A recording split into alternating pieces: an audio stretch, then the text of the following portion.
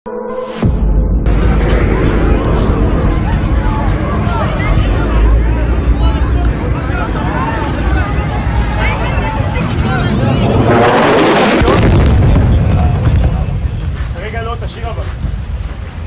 behind me, search and rescue teams are still working intensively in their efforts to try to find civilians that may be trapped underneath the rubble in the latest target of the Iranian regime, which is a residential building. It's gotten to the point where it's not a matter of opinion, it's a matter of fact. We've gone from scene to scene and seen that it's constantly been residential buildings, hospitals, places where civilians go around, and our police efforts have been ongoing since the early morning, with bomb squads arriving to the scene to clear the area.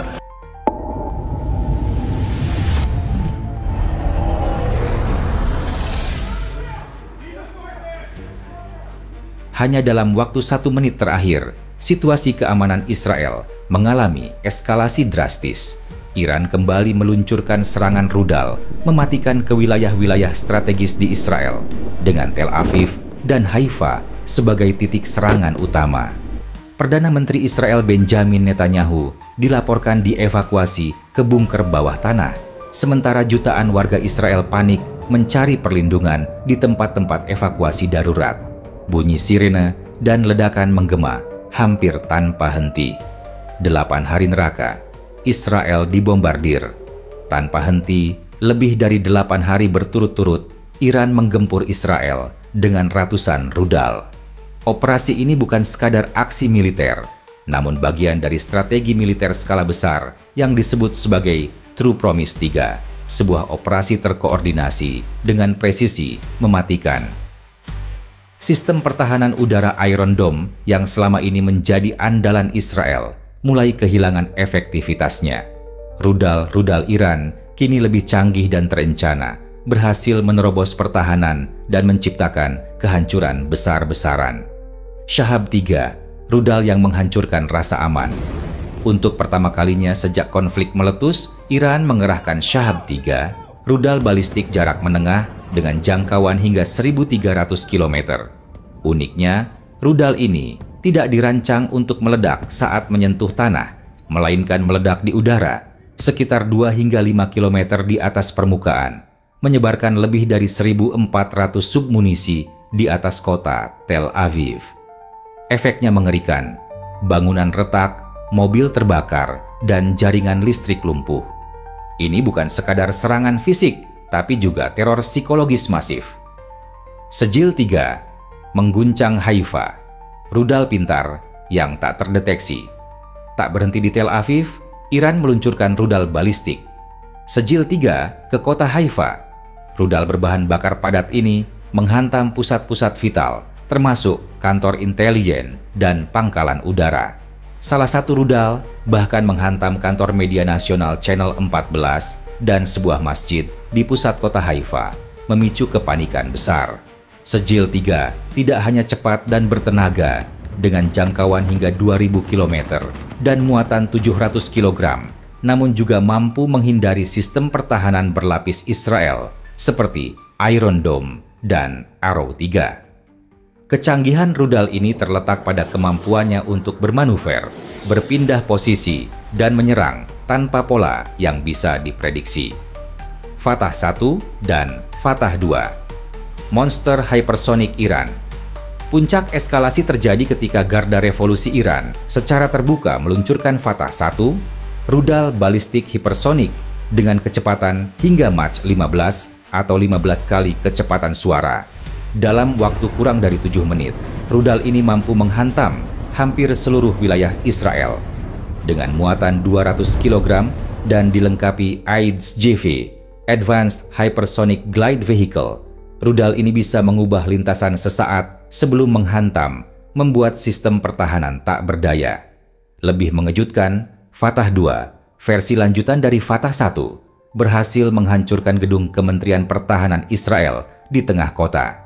Rudal ini dirancang khusus untuk menargetkan pusat komando dan instalasi militer strategis, serta menggunakan sistem pemandu satelit dan bahan bakar padat yang mempersingkat waktu peluncuran. Kerusakan masif dan kepanikan nasional laporan terakhir menyebut lebih dari 25.000 bangunan hancur akibat rentetan serangan ini. Setidaknya 8.100 warga Israel dilaporkan telah mengungsi. Pemerintah menerima lebih dari 25.000 pengaduan terkait kerusakan properti pribadi, fasilitas umum, dan bangunan strategis. Lebih jauh, pemerintah Israel kini menetapkan larangan keluar negeri, menutup Bandara Internasional Ben Gurion, dan membatasi pergerakan warga dengan alasan keamanan. Negeri yang dulu menjadi pusat inovasi kini berubah menjadi zona krisis militer yang belum pernah dialami dalam sejarah modern mereka. Krisis strategis. Stok pertahanan Israel menipis, ancaman tak berhenti pada rudal. Pejabat Amerika Serikat memperingatkan bahwa jika gempuran terus berlanjut, stok rudal pertahanan Arrow 3 Israel bisa habis dalam waktu dekat. Tanpa pertahanan udara yang memadai, satu rudal bisa mengubah kota menjadi abu. Dan ini menjadi mimpi buruk yang kini nyaris menjadi kenyataan.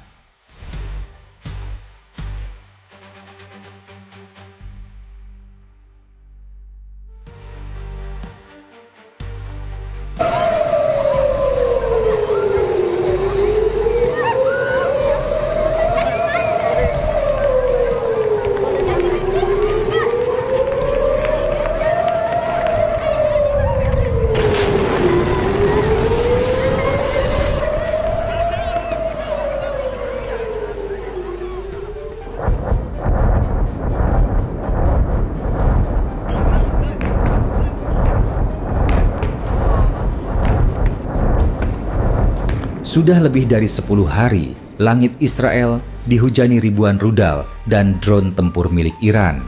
Serangan datang silih berganti, siang dan malam tanpa henti, sementara harapan akan gencatan senjata atau kesepakatan damai nyaris sirna. Ketegangan meningkat dari menit ke menit, dan kota-kota besar seperti Tel Aviv dan Haifa berubah jadi medan kehancuran.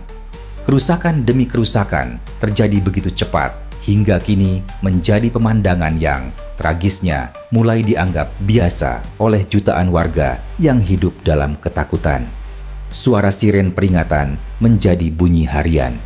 Warga berhamburan ke tempat perlindungan bawah tanah. Anak-anak, lansia, dan seluruh keluarga hidup dalam cemas, takut menjadi korban berikutnya dari rudal yang jatuh tanpa ampun. Menurut laporan harian Yediot Ahronot, sebanyak 38.700 warga Israel telah mengajukan klaim kompensasi akibat kerusakan langsung yang disebabkan oleh serangan Iran. Rinciannya mencengangkan, lebih dari 30.000 klaim terkait kerusakan bangunan, 3.700 klaim untuk kendaraan, dan sekitar 4.000 klaim untuk kerusakan peralatan rumah tangga, serta barang-barang pribadi lainnya. Hanya dari kota Tel Aviv tercatat lebih dari 24.900 klaim. Disusul oleh Ashkelon, kota di selatan Israel, dengan lebih dari 10.000 klaim. Angka-angka ini menunjukkan betapa dahsyat dan luasnya skala kerusakan yang terjadi. Namun, bukan hanya warga sipil yang terpukul. Militer Israel kini berada dalam kondisi kritis. Laporan dari NBC News mengungkapkan bahwa pasukan Israel mulai kehabisan sejumlah amunisi utama, sebuah kenyataan yang membuat negeri Zionis kini sepenuhnya bergantung pada bantuan militer dari Amerika Serikat untuk mengisi ulang persenjataan mereka. Seperti diketahui, setiap tahun Washington memang menyalurkan bantuan pertahanan senilai miliaran dolar kepada Israel. Tapi kali ini, kebutuhan Israel meledak tak terkendali. Dua pejabat Amerika Serikat mengonfirmasi bahwa Tel Aviv berada di ambang kehabisan senjata dan persediaan mereka tak cukup untuk menghadapi konflik panjang. Selain itu, pada hari ini, sejumlah portal berita terkemuka di Israel melaporkan pembaruan mengenai jumlah korban dalam serangan terbaru Iran. Tercatat, sebanyak 28 orang dinyatakan tewas, sementara lebih dari 1.470 lainnya mengalami luka-luka, baik ringan maupun berat. Sebagian besar korban luka kini tengah menjalani perawatan intensif di berbagai rumah sakit yang sudah melebihi kapasitas. fasilitas medis di kota-kota terdampak bekerja dalam kondisi darurat dengan tenaga kesehatan berjibaku tanpa henti selama lebih dari 10 hari terakhir. Sejumlah laporan juga menyebut bahwa pasokan darah dan peralatan medis mulai menipis seiring lonjakan jumlah pasien yang masuk setiap harinya. In the latest target of the Iranian regime, which is a residential building, it's gotten to the point where it's not a matter of opinion, it's a matter of fact. We've gone from scene to scene and seen that it's constantly been residential buildings, hospitals, places where civilians go around, and our police efforts have been ongoing since the early morning, with bomb squads arriving to the scene to clear the area of any risk of secondary explosives or any dangerous fragments left over from that missile, so that the first responders can go floor by floor, room by room, and remove rubble and debris to see if there's anybody trapped underneath. We know at this time, unfortunately, of 4 individuals who have been murdered by this latest attack on civilians.